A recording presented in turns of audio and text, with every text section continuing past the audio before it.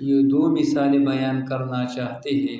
ایک تو یہ ہے مثلهم کمثل الذی استوقد نارا فلما اضاءت ما حوله ذهب اللہ بنورهم وترکهم فی ظلمات لا يبصرون۔ اور دوسرا مثال او کصیب من السماء فیہ ظلمات ورعد وبرق یجعلون اصابعهم فی آذانهم من الصواعق حذر الموت واللہ محیط بالکافرین۔ یہ دو مثالیں کیوں لایا؟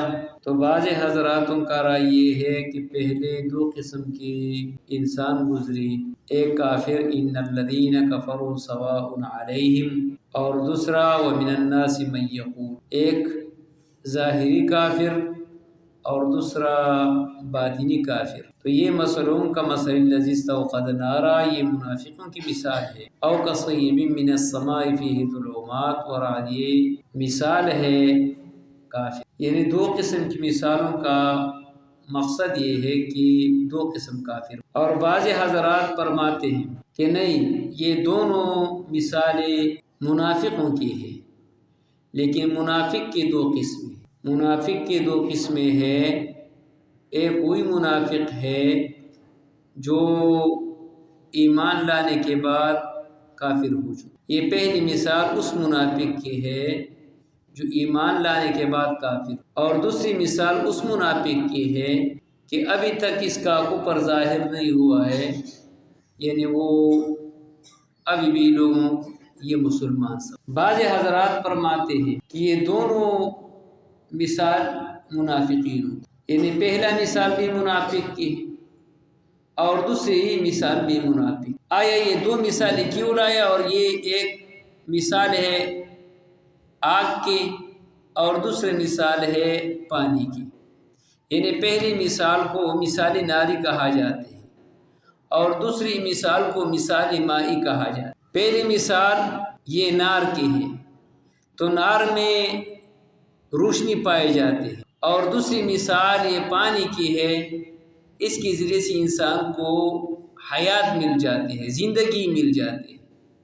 لہٰذا روشنی اور زندگی جب دونوں مکس ہو جائے، اکٹھے ہو جائے، تو وہ انسان میں ترقی پیدا کر۔ تو بعض حضراتوں کا رائے یہ ہے کہ یہ دونوں مثال جو ہے وہ منافقوں کی ہے، لیکن پہلے جو مثال ہے وہ منافق زوال کی ہے، یعنی وہ گمراہ ہے، وہ منافق جو گمراہ ہو چکے ہیں، اور دوسری مثال اس منافق کی ہے جو امن میں نہیں رہتے۔ اس پہلے مثال نے یہ ثابت کیا کہ یہ گمراہ ہے بس۔ مثلهم کمثل الذی استوقد نارا فلما اضاءت ما حوله ذهب اللہ بنورهم وترکهم فی ظلمات لا یبصرون۔ جس بندہ کو چیز نظر نہیں آتے تو یہ بھٹک جاتے، گمراہ ہو جاتے۔ اور دوسری مثال یہ خوف کی ہے، تو رب العالمین جب وہ ایمان انسان کے پاس نہیں رہتے ہیں تو وہ بندہ ہمیشہ پریشانیوں میں رہے۔ مثلهم کمثل الذی استوقد نارا، یہ لفظ مثال قرآن کریم میں یہ لفظ مثل قرآن کریم میں 33 مرتبہ ذکر ہوا ہے، اور یہ مادہ مثال کی قرآن کریم میں 163 مرتبہ ذکر ہوا ہے، اور مثال کئی معنوں میں مستعمل ہے۔ یعنی مثال جو مثلهم کمثل الذی استوقد نارا، اس مثال کے کئی معنی ہیں۔ ایک معنی ہے صفت اور حال، ایک جو مثال کا معنی ہے صفت کے معنی میں ہے اور حال کے معنی میں ہے، جیسے سورہ نحل آیات نمبر 60 میں للذین لا یؤمنون بالآخرۃ مثل السوء وللہ المثل الاعلی وہو العزیز الحکیم۔ جو لوگ اللہ پر ایمان نہیں رکھتے ہیں اور آخرت پر ایمان نہیں رکھتے، اس کے حال اور صفت بہت بری ہے۔ وَلِلَّهِ الْمَثَلُ الْأَعْلَى، اللہ کی جو صفت ہے اور اللہ کے جو حال ہے یہ بہت اعلیٰ ہے۔ وَهُوَ الْعَزِيزُ الْحَكِيمُ، زور بھی ہے اور حکمت والا بھی ہے۔ تو یہاں پر مثال حال کے معنی میں ہے، صفت کے معنی میں، اور صفت کبھی واس کے معنی میں بھی استعمال ہوتا ہے۔ جیسے سورہ کاف آیات نمبر 44 میں 45 میں وَاضْرِبْ لَهُمْ مَثَلَ الْحَيَاةِ الدُّنْيَا كَمَاءٍ أَنزَلْنَاهُ مِنَ السَّمَاءِ فَاخْتَلَطَ بِهِ نَبَاتُ الْأَرْضِ، بیان کر، نصیحت کر ان لوگوں کی یہ جو مثال ہے دنیا کی، اس کا واعظ کر لوگوں کو۔ تو یہاں پر واعظ کے معنی میں زیادہ بہتر ہے۔ اسی طرح حال کے معنی میں بھی، حال انسان کے بارے میں بھی یہ استعمال ہے، انسان کے حال کو یعنی معنی میں بھی استعمال ہے، جس طرح یہاں مَثَلُهُمْ كَمَثَلِ الَّذِي اسْتَوْقَدَ نَارًا، یعنی حال دیکھو، مثلہم مثال ان لوگوں کی، کَمَثَلِ الَّذِي اس بندے کی طرح ہے، اس کے حال اسی بندے کی طرح ہے۔ اور اسی صورت کی تقریباً 214 میں بھی یہ یہاں پر حال کے معنی بھی ہے، ام حسبتم ان تدخلوا الجنہ ولما یأتکم مثل الذین، یعنی آپ کے پاس وہ جو پہلے لوگوں کے حال آپ پر نہیں گزرے تو کیسے آپ جنت جائیں گے۔ تو حال کے معنی میں یہ مثال قرآن کریم میں اس کی کیا فائدہ ہے، قرآن کریم میں مثال لانے کے کیا فائدہ ہے؟ تو سورہ ابراہیم آیات نمبر 25 میں اور سورہ حشر میں بھی تلک الامثال نضربها للناس، یعنی یہ مثال جو ہم لوگوں کو بیان کر لیتے ہیں تاکہ یہ لوگ سمجھیں، یعنی سمجھانے کے لیے ہم یہ مثالیں بیان کرتا کہ ان لوگوں کے سمجھ میں بات آ جائے۔ تو مثال کا مقصد لوگوں کو سمجھانا ہے، جیسے سورہ ابراہیم آیات نمبر 25 میں وَيَضْرِبُ اللَّهُ الْأَمْثَالَ لِلنَّاسِ لَعَلَّهُمْ يَتَذَكَّرُونَ، تاکہ اس سے وہ فائدہ اٹھائے، تاکہ اس کے سمجھ میں بات آ جائے۔ اور دوسرا جو مثال لانے کا مقصد تقریب المعقول للمحسوس، مثال لانے کا مقصد کیا ہے؟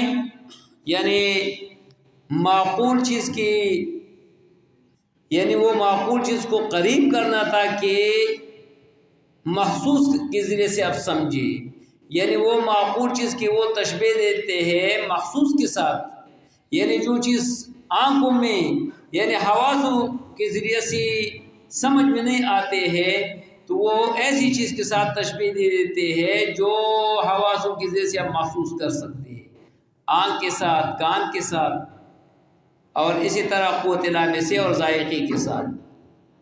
اس لیے قرآن کریم مثال لاتے ہیں۔ سورہ عنکبوت میں بھی اس کے فائدہ وہ بیان کیا گیا آیات نمبر 43 میں وَتِلْكَ الْأَمْثَالُ نَضْرِبُهَا، یہ مثال لانے کا مقصد کیا ہے؟ اللہ تبارک و تعالیٰ سورہ عنکبوت میں فرماتے ہیں کہ مثال نہیں سمجھتے مگر علماء سمجھتے ہیں، یعنی میری مثالوں سے فائدہ علماء ہی اٹھا سکتے۔ تو عمر بن مرہ، حافظ ابن کثیر نے نقل کیا ہے کہ عمر بن مرہ رحمہ اللہ فرماتے ہیں کہ جب بھی قرآن کریم کی مثال سے میں گزرتا ہوں اور میں اس میں سوچتا ہوں، اگر وہ میرے سمجھ میں نہیں آتے ہیں تو پھر مجھے بہت زیادہ پریشانی آ جاتے ہیں کہ اللہ تبارک و تعالیٰ فرماتے ہیں وَمَا يَعْلَمُ إِلَّا الْعَالِمُونَ، یعنی یہ مثالیں علماء سمجھتے ہیں، تو میں علماء کی لسٹ میں داخل نہیں، کیونکہ اللہ تبارک و تعالیٰ نے فرمایا ہے کہ یہ جو قرآن کریم کی جو مثالیں ہیں یہ علماء ہی سمجھتے ہیں۔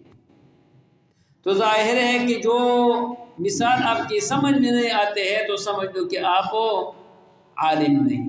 یہ جو امثلہ قرآن کریم میں اللہ تبارک و تعالیٰ نے ذکر کیا ہے تقریباً 45 مثالیں لائے ہیں، اور اس پر ایک کتاب بھی موجود ہے حافظ ابن قیم کی کتاب الامثال۔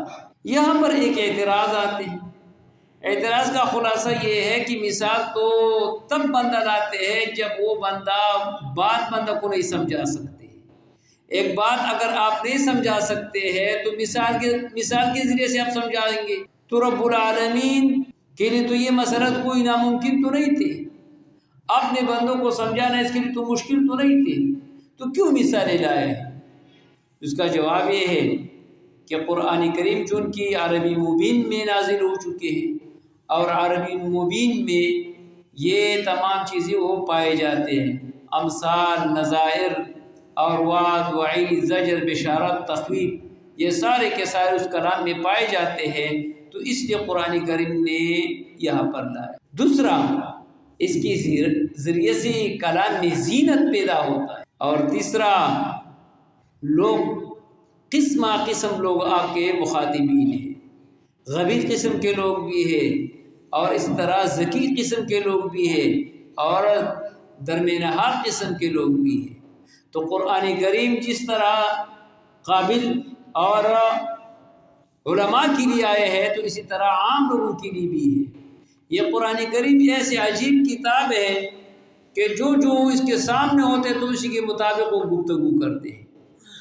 اگر جاہل ہے تو جاہلوں کی زبان میں وہ جاہل کو بھی سمجھا دیتے ہیں، اور جو بہت زیادہ لکھے پڑھے بندہ ہے اور ہر قسم علوم ان سے واقف ہے، جب قرآن کریم اس پر اپنے علوم کھول دیتے ہیں تو اس کا پھر احاطہ نہیں کر سکتے۔ اس لیے علماء لکھتے ہیں کہ تمام علوم قرآن کریم کی ہے، لیکن اس سے لوگوں کی اذہان قاصر ہے، تو لہٰذا مثال لانے کا مقصد لوگوں کے سمجھانا ہے۔